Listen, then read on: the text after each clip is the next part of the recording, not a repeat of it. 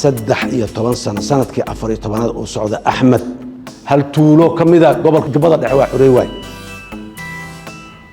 Kismaayo dhinacna ugama bixin intana uma bixin isku madayin hub wuxuu helay wuxuu caalamka siiyay baqaaray ugu jiraan hadda uu soo bixiyay ciidanka xoogga dalka Soomaaliya la diraa markii la yiri hadda uu baqaarada ka soo saaray weligiis uma dhaqaaqin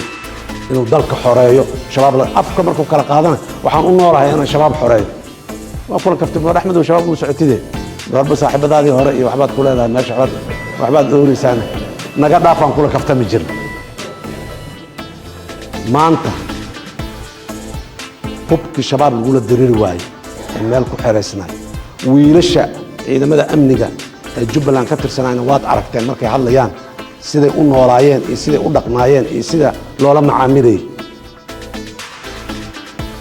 Axmed 13 sano markuu joogo kadib 5 sano kale hor inuu sii joogo oo sharci aan ahayn oo 18 sano Jubbaland xukumo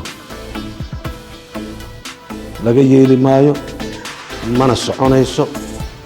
mas'uulan ka nahay dalkan iyo dadka reer Jubbaland dadkan u dhaarano mas'uulka kan ay kamid yihiin colaad iyo xumaan lama rabno laakiin reer Jubbaland waxaan u sheegaynaa Axmed